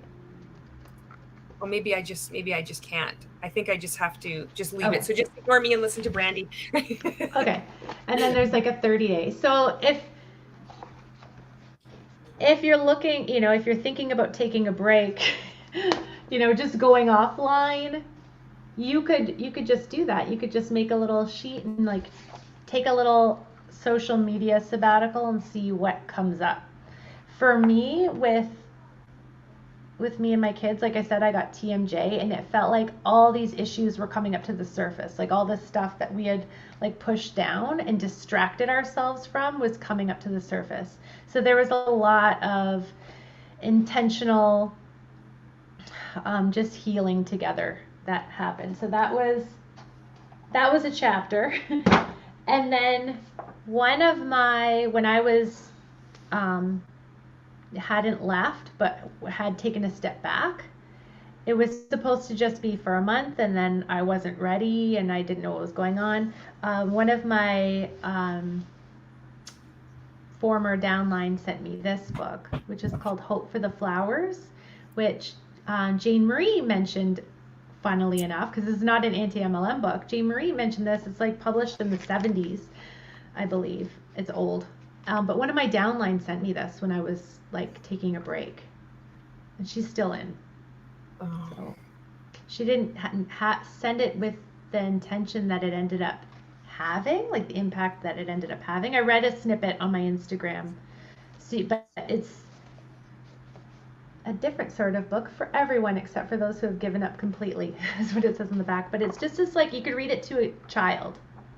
It's just the story of these caterpillars climbing the top and not even knowing what's up there. Like, it's so, I can't believe that she knew that I needed to read this, but yet isn't there yet herself. I don't know. You know what? This is another really interesting similarity. Jen Ryla sent me a book. It was by Glennon Doyle, and I forget the name of it. Oh, Untamed? Yes. Yeah, that was another one that I read. The first one, but you're a motherfucking cougar, or not cougar. Goddamn cheetah. Goddamn cheetah, not a motherfucking cougar. This is like it's like the Gen X language, just like we all get. It's like motherfucking cougar, goddamn cheetah, piece of shit cat. But I can't even read that essay without crying. I've tried to read it to two people, and each time, and I'm not even a crier, but it so hits me like, ugh. So anyway, yes, Untamed. That was one of the. I borrowed that from a friend. I gave it back, but I would definitely show that as well. So then on the journey, I'm just like, what do I like to do? And I'm reading The Artist's Way, and I'm like just doing crafts. I'm like doing crafts because I have all this time now. So I started making these like little peg dolls for my kids. This is awesome. And needle felting. Have you ever needle felted? No, I don't know about this. It's you get this like wool that's not like knitting wool. It's like fluffy sheep wool. And then there's these special needles, and you have a little pad that you put the wool on, and you take the needle, and it's again a meditative thing because you just boom boom boom boom boom boom boom, and it's like a serrated needle, and it starts to make them like get harder and harder, and it's kind of like sculpting it. Okay. And you can make all kinds of cute little things, Christmas ornaments, whatever, it's a simple thing that like a 5-year-old can learn to do, but just like I think it's quite a healing activity to do for people that are busy, that have a hard time slowing down. Oh, cool. Kind of like the coloring. And then this one, wintering. This is before I get into the anti-MLM. This is just like, okay, it's okay to slow down. It's okay to like hibernate a little. It's okay to not be ultra productive all the time. And she starts in September. It goes September. Each chapter is like September, October, November, December, January, and ends in March. And it's just like a memoir of the power of rest and retreat in difficult times. And this just really totally shifted my whole way of being and thinking and living. Like I really needed that permission that this book gave me to slow down.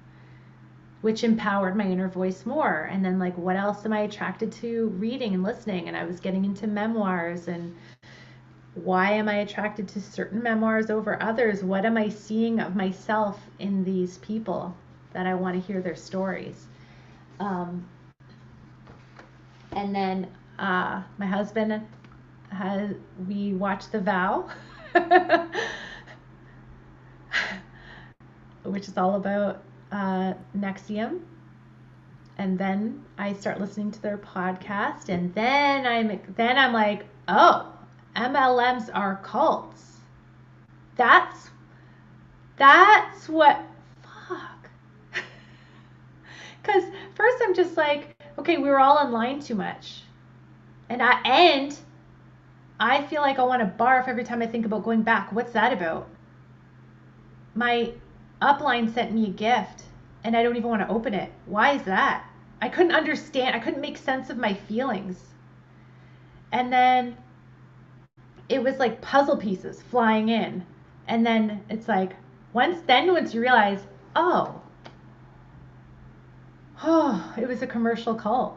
And I was putting all these things on the shelf. What did I put on the shelf? Let's look at that shelf. Let's look at that shelf again through this new lens. Oh, wait, all these other people have the exact same things on their shelves too. You know, then I really, really, really felt a deep, deep need to make amends and to also reclaim my voice and to say the truth. Like, I'm not just gonna, like, you can't take close to 10 years of my life away from me and then expect me to just zip my lips and walk away with a smile on my face. No, no, no, no.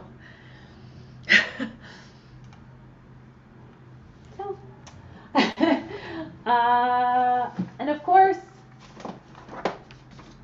I showed this already, but conspirituality, very uncomfortable, very, very, very, very fucking uncomfortable read.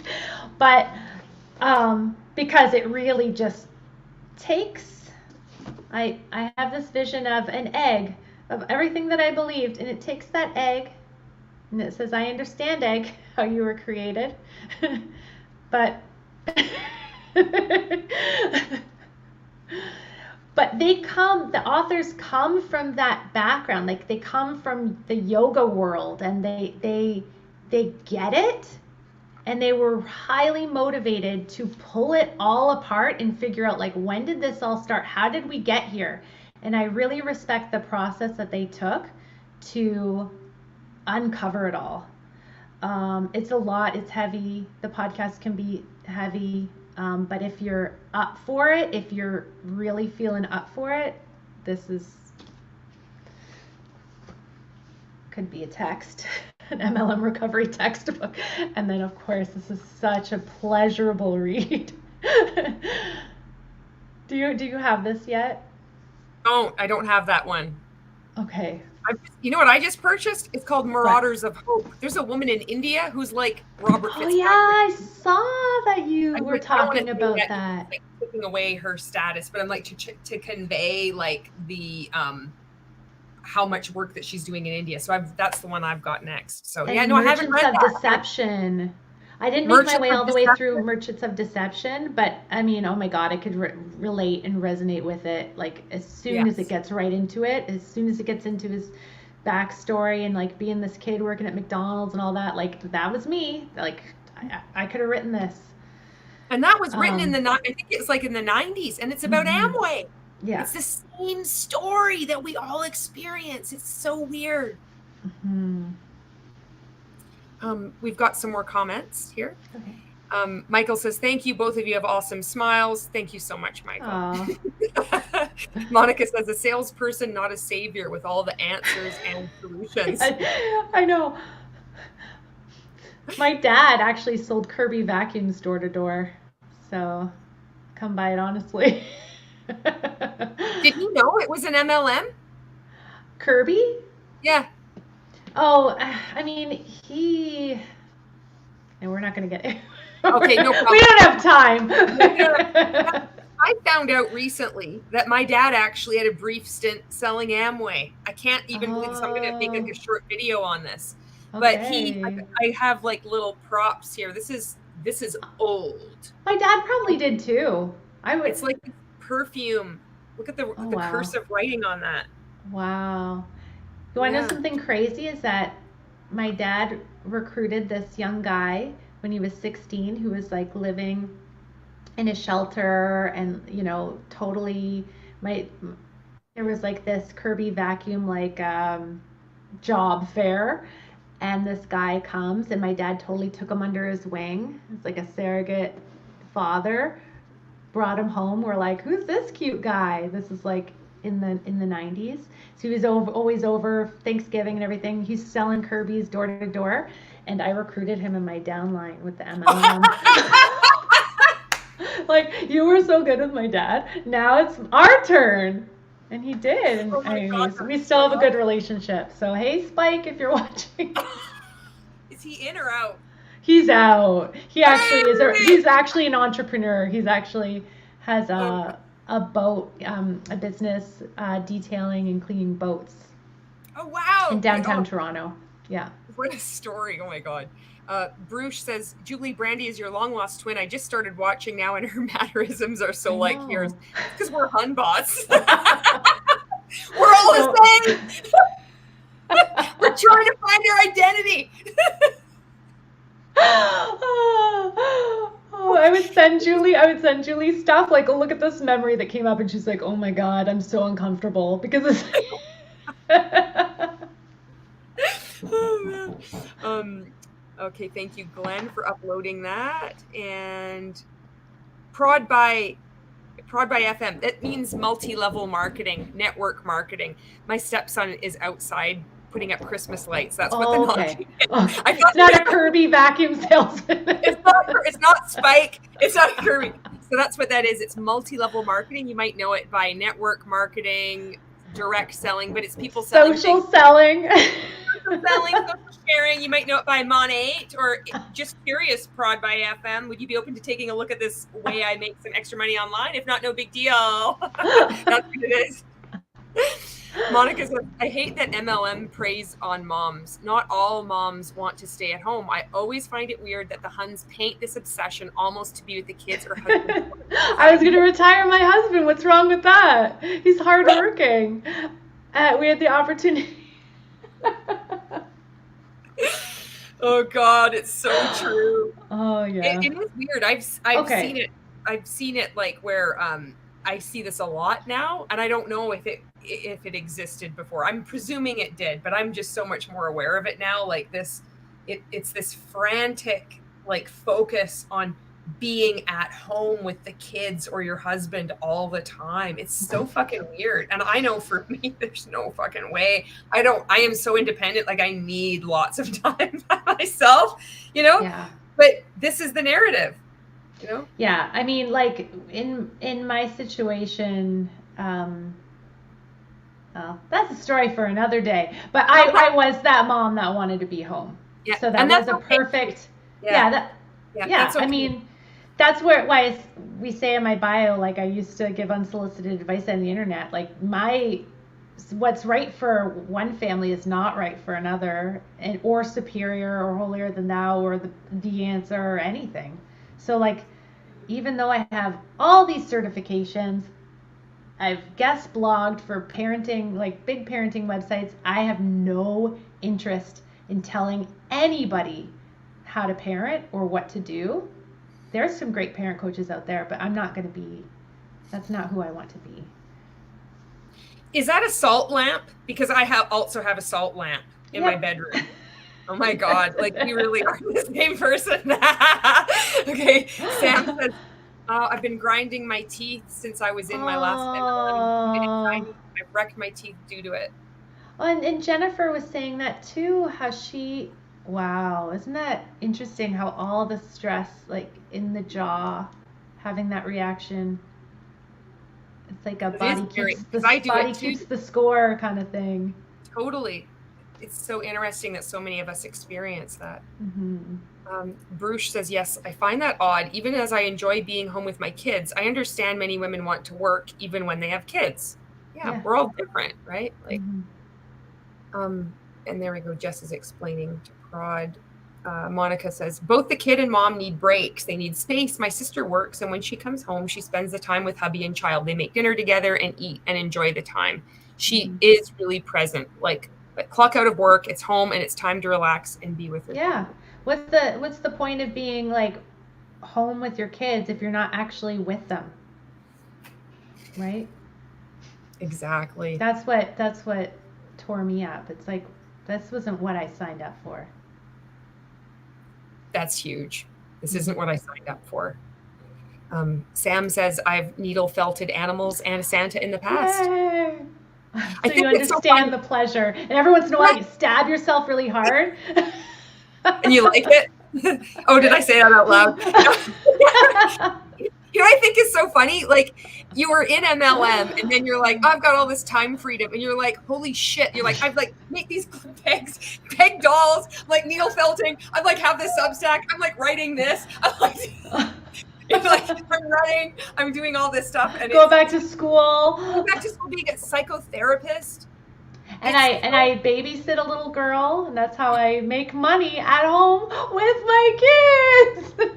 There you are. There's a good, because people in MLM, like just like when we were in, say that you never are presented with any other alternatives to make money. And it's like, here's an opportunity. You're making money on the side while being present with your kids. Babysitting. That's so cool. Monica says, being in the MLM, did you do any hobbies, like anything at all outside of the MLM? I know it's all consuming, but there had to be a sliver of time to do something else. That in itself has to be a red flag. Thank you for that. She's so good. I didn't. I didn't watch TV. I didn't watch TV, and that was like a badge of honor. I felt like pious because of that. Yeah. Because I don't watch TV. Because I'm always... I did start running about a year before I got out. Oh. Prior to that, I was like... Before the MLM, I worked in a fitness club. So I was always into fitness. Had kids. And then, you know, just like busy mom days of like constantly breastfeeding and all of that stuff. I wasn't. And then partway through the pandemic, me and my best friend started running because we wanted to do something together that was, you know, and we did it, and then I kept going, and luckily I had that because that was such an important outlet for me as I was coming out. I really, it's like, because I get so clear when I go for a run. Like, my head just gets clear, you know? Yeah, I'm really having a hard time thinking, Monica, of anything I did. Yeah. I didn't have anything. It was like your lifestyle. I remember every 14-day challenge that Ray would put on, there'd be the same introductory welcome message.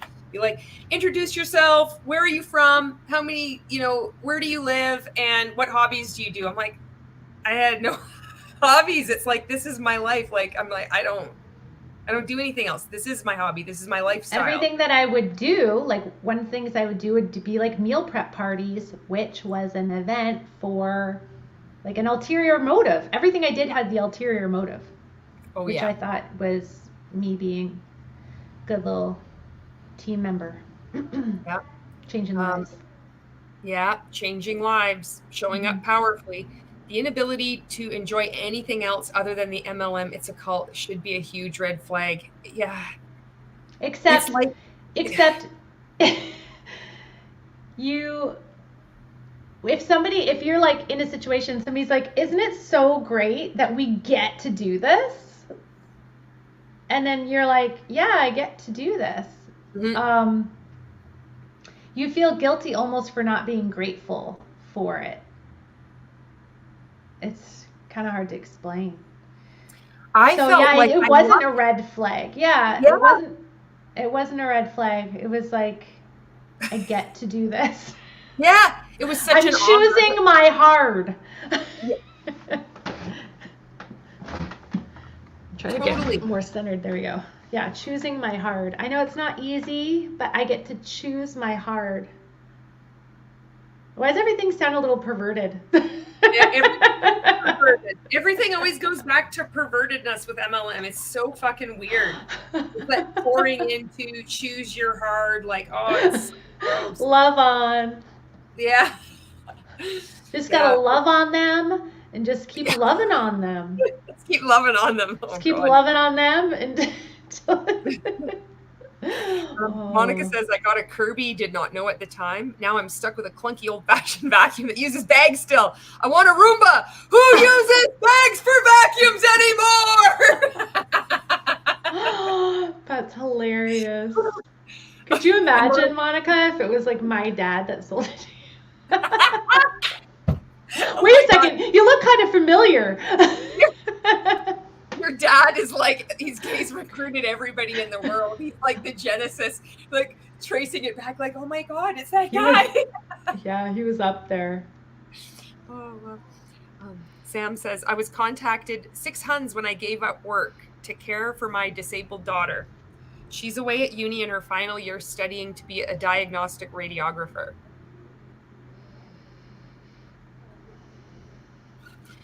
Six Huns. Now that you're off work, you got all this time on your hands. I'm sure you'd like to spend some money to help put your disabled daughter through university. Oh my God, I can just imagine how those went.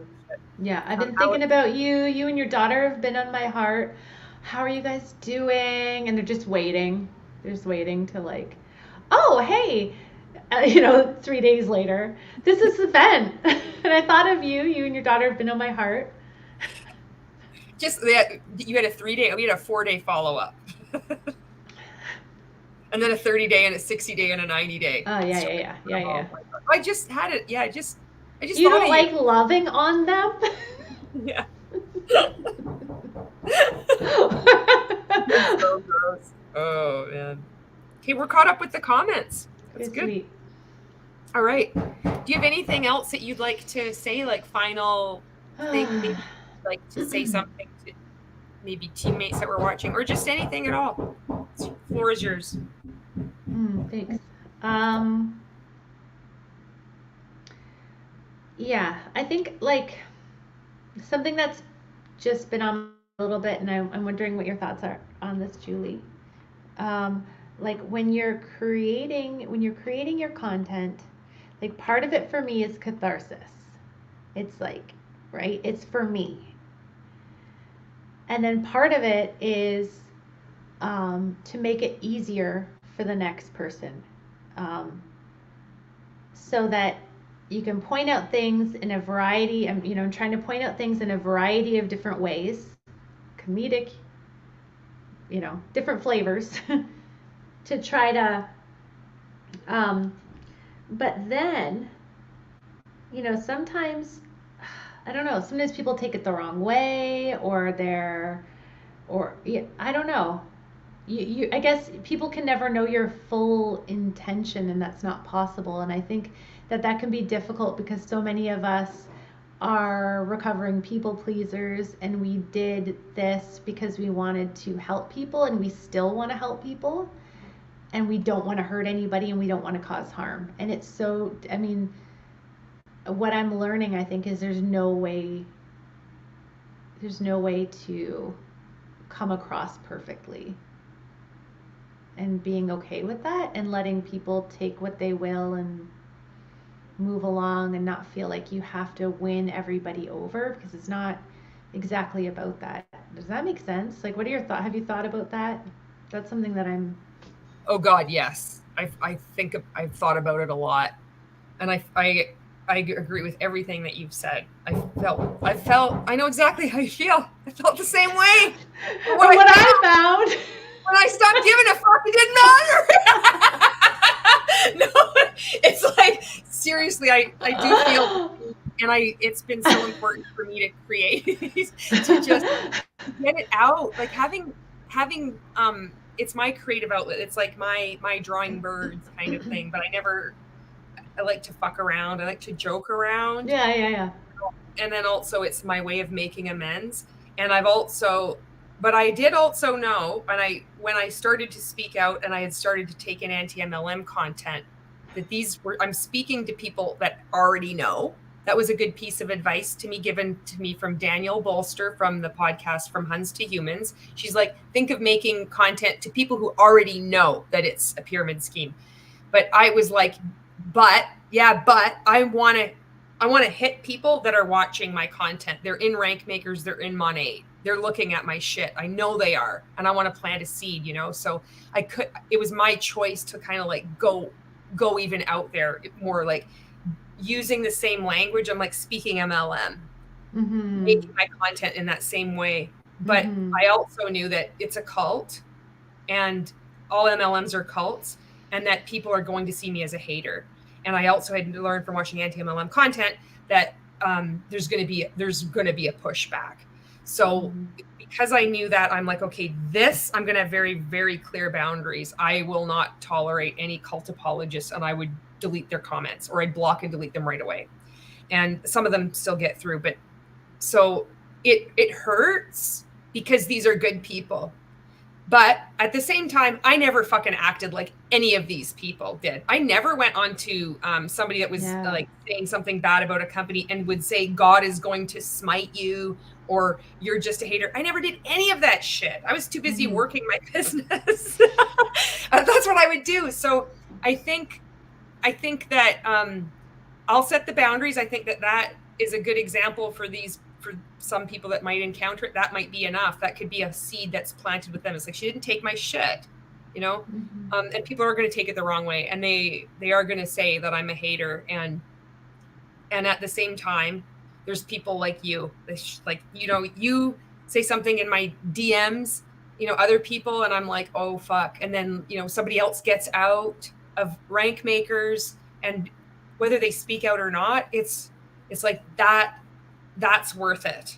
And and over time, for me, it's like I've been able to having those boundaries where that decision is made. When this happens, this is how I react. It's more automatic. It doesn't feel as hurtful. It still bothers me because I want these people to get out.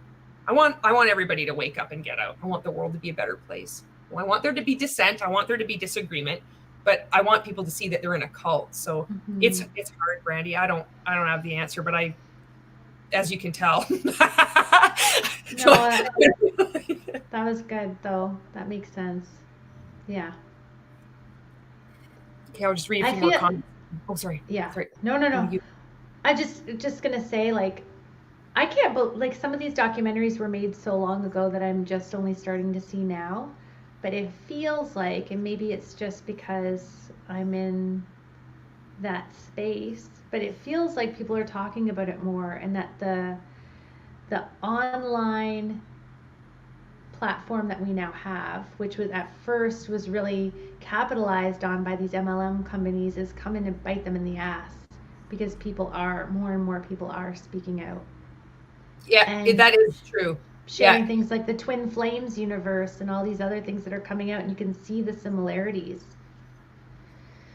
That's my wishful thinking. That's my eternal optimism that it's gotta stop. I mean, I know it's not, but I don't know.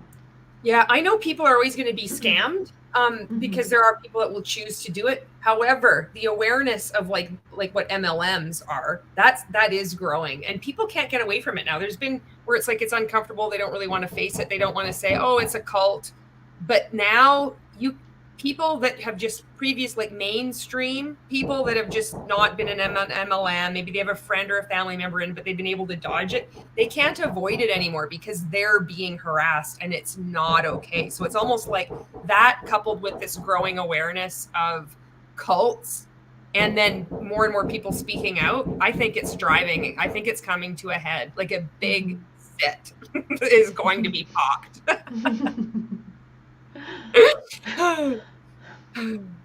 Sam says she was born premature and given 50% chance of living. Wow, she's a survivor. And Monica says, it sucks that while in the MLM, everything you do has an ulterior motive. The irony, because while in it, they tell you you are helping people, that you're supposed to be this savior. So you help, not altruistically, but because you gain something in return. Mm-hmm. Sam, I hope you feel better. Thank you for staying out here. And Monica says, you are hyping this product, saying it's the greatest thing since sliced bread. But are they really that good? You have to hype it. You have to gain something from it. Yeah, Well, it's complicated, right? Like we're telling people they shouldn't eat bread, so. So yeah. Oh Lindsay, no, I know. It's yeah. It's this because all, like, part of the indoctrination process is all of these people sharing their stories of hope, which is telling you that it's modeling this behavior. So you're seeing, and you not only are you seeing all these stories, but you're noticing that the people on the stage who are crossing the threshold into greatness have these really big stories. So what are you learning from that on a subliminal level is that, okay, how do I, and then you're literally being trained, how do I tell my story? So yeah, you're formulating the story, but you're believing it is altruistic. And a name of a training I wanted to mention, we had one training and it was called, this just reminded me of the time freedom ridiculousness. We had an event at a conference and it was called Every Moment is an Event. Oh, that's a good one. I haven't heard that one. I would have loved that one. Yeah, I remember going like, yeah, okay, I get it. Now I look back and I'm like, what? Yeah. Every moment you have to be on? Every moment is an event. It's like, you're so jacked up. You're like, yeah. And you're always in gratitude, and that means you're going to be vibrating at a higher frequency. And so of course, people are going to look at you and be like, she's happier than she's ever been because you're behaving like every moment's an event. Yeah. And we really believe this shit. Of course you're going to crash and have TMJ and get depressed for 2 years after that. God. Yeah. Anya says, do you think people have a better chance of winning the lottery or making money in an MLM? You know, funny that you say this. Douglas Brooks, I think it's Douglas Brooks, said that making money in an MLM, it's like buying a ticket to last week's lottery because it's already been drawn. So with a lottery, there's no deception. Everybody knows that, you know, you purchasing this ticket, the draw is going to be held. How many tickets you might purchase might have some kind of impact on the odds. But in an MLM, it's fraud. It's like there is no draw. You think, like, you go into, if you're going to say buy a ticket for an MLM and you're going to buy a ticket at the drugstore or the gas station for the lottery. The MLM, it's like it's already over. It's already drawn. They're selling you the tickets. They're like, all you have to do is just believe. Oh yeah, and purchase our courses and make sure you get to the event. But the draw has already been made. The winners have already been made. That's like a simplistic way of kind of explaining it. I hope that kind of makes sense. Do you have anything to add on that? Well, I think it was anti-MLM Nicole. I think it's her Instagram, had a carousel post of like things that you have a better chance at making money at than an MLM. And it had like being drafted into the NFL was one of them, like crazy stuff. It is really fascinating. And she's got all the statistics and citations for her sources. So I recommend checking that out. Anti-MLM Nicole. Yeah. I think it was her. I'm almost sure. Yeah. Even if it wasn't, it's a great channel. Yeah, it is. It's like it's rigged. That's the thing. It's like trying to compare multi-level marketing to anything else. It's the only thing that you can compare it to is fraud because it's not a legitimate business. It's constructed, it's a trap, it's a booby trap. The people that are creating these companies and that are running the companies know that they only work if most people believe that they have a chance of success. It's just they've carefully constructed all these companies. They all are modeled on Amway. And that's, so if you like compare it to like a Ponzi scheme, and how people lie about it. So it's similar like the book one that's going around now. What one is that one? Oh, it's just like this little itty bitty Ponzi scheme, but it's the it's all over Facebook, and it happens every year. Buy a book. Oh yeah. And a lot of MLM, ironically, a lot of MLM reps are sharing it because. Yeah, I have seen that one actually, and I've seen people post it that are anti-MLM that are posting it. I'm like, oh, that they're not anti-MLM creators that are like, speaking out, but they're not purchasing MLM, but yet they haven't seen that what they're promoting is the same thing. It's a fraud. Nobody on this, like, you're going to be encouraging, 5 or 6 friends to give them your email or their address, and they're going to get all these books. Like, it's not going to work, but it's like, that's why this kind of content and us discussing this is really helpful. Monica says, do you think nowadays with the internet, people still need a distributor to get a product? Yeah. When I can go to Amazon and get it myself, it's like Marco said, I don't need the middleman. Exactly. But the Amazon won't love on you. They won't explain to you how to open up your bottle of shampoo. These lids are different, you guys. And I know it's hard. And I know that you put it upside down in your shower, it all leaked out. But I'm going to show you the trick. So I'm going to make another video in my private customer group because I'm giving you such amazing customer service, because everybody wants that. Nobody just wants to purchase something from Amazon and go about their day. They don't even buy the product anyway. They buy you. Exactly. That's what they get. Isn't that like prostitution? I don't know. It is. Fuck. Wasn't even getting paid. Where you got paid? Monica says, I can go to Kroger, my grocery store, and select my stuff in the website and have it delivered. No hun pestering me or harassing you or loving on you and adding value and enveloping you into their community. Sounds to me like you've got a broke mindset, Monica. Lindsay Lou's like, you don't even need a dealer to get weed anymore. Is that right? That's so awesome.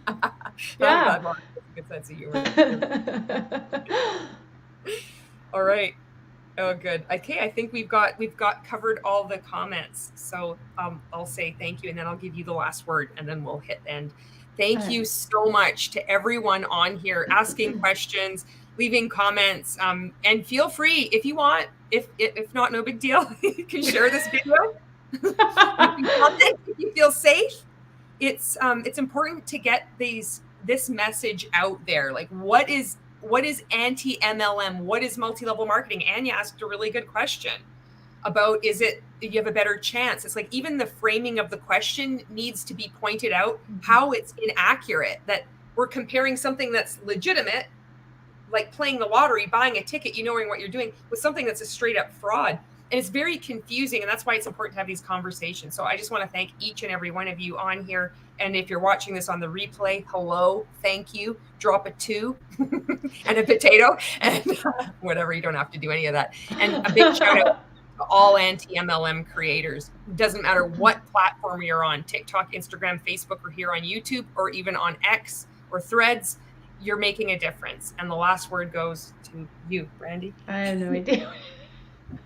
You can just say goodbye. I'll just hit end if you want. Whatever you want. Bye.